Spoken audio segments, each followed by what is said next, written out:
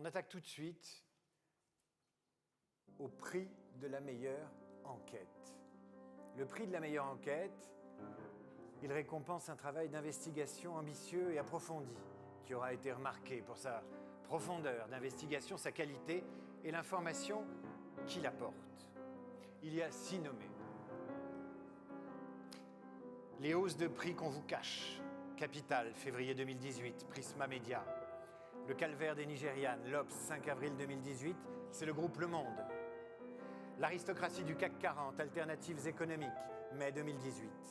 Le dictateur jusqu'où ira Erdogan, Le Point, 24 mai 2018. Le Point Sebdo. C'est pas fini, je vérifiais que j'allais pas plus vite que la musique. On a encore trouvé une société française qui vend du matériel de surveillance électronique à l'Égypte. C'était Télérama, le 26 mars 2018, groupe Le Monde. Et enfin, Gustave Roussy, le cancer en première ligne, Paris Match, novembre 2018, Lagardère, Media News. Et le gagnant du prix enquête est...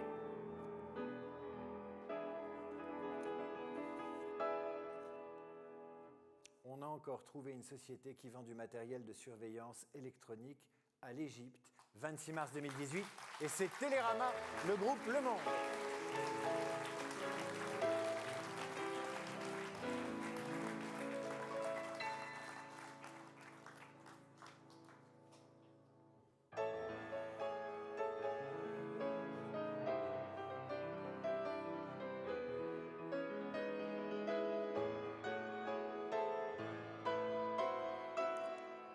Olivier Tesquet et Fabienne Pascaud.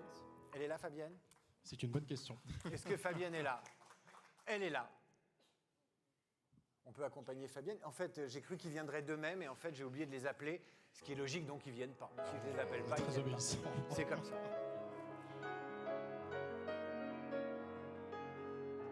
Pendant que Fabienne arrive, vous êtes l'auteur de l'enquête. Absolument.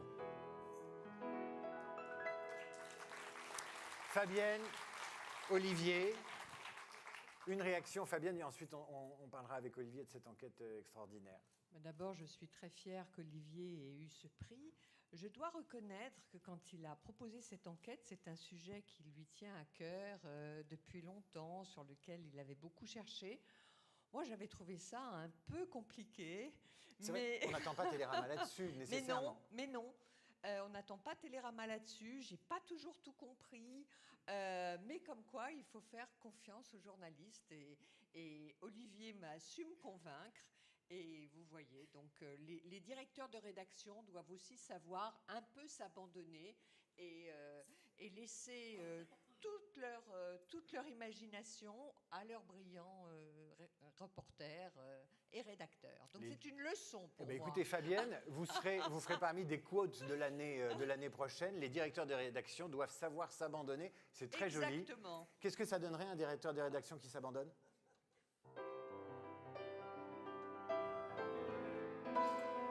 Stop. Magnifique. Stop. C'est trop. Olivier Tesquet.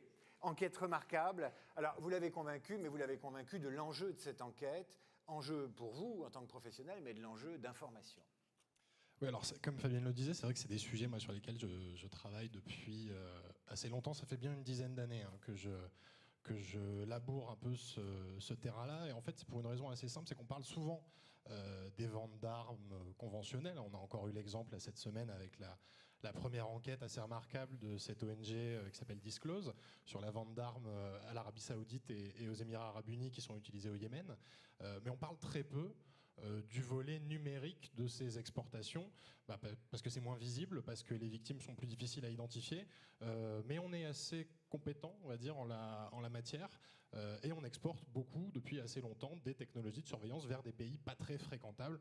Donc j'avais travaillé à une époque sur une société qui s'appelait Amesis, qui avait vendu ce type de technologie à la Libye de Kadhafi, qui avait été poursuivie pour ça. J'ai ensuite réenquêté sur cette même société qui avait vendu du matériel de surveillance à l'Égypte du maréchal Sissi, et c'est en travaillant sur cette deuxième enquête que j'ai trouvé encore une autre société, puisqu'on est décidément très, très compétent en la matière, qui a elle aussi vendu du matériel de surveillance à l'Égypte du maréchal Sissi. Société qui a une petite particularité, c'est que d'une main, elle vend des téléphones sécurisés à l'Élysée, au ministère, etc. Donc elle est très fréquentable et très bien introduite dans les plus hautes sphères de l'État. Et de l'autre, elle a une filiale très discrète qui est là un peu pour effectuer la sale besogne, on va dire. Ça peut pas tomber mieux, pardonnez-moi, mais je crois que c'est aujourd'hui qu'on a appris que le maréchal Sissi s'était accordé une petite réforme constitutionnelle pour pouvoir être président plus longtemps. Oui, c'est ça, je crois que c'est jusqu'en 2034. 2034, on ça en laisse sera. le temps de voir revenir. Voilà, j'en serai à ma 18e, enfin je sais pas combien, 31e édition du prix Relais. Voilà, recevez votre prix, nos félicitations et celle du jury. Merci à tous les deux et bravo.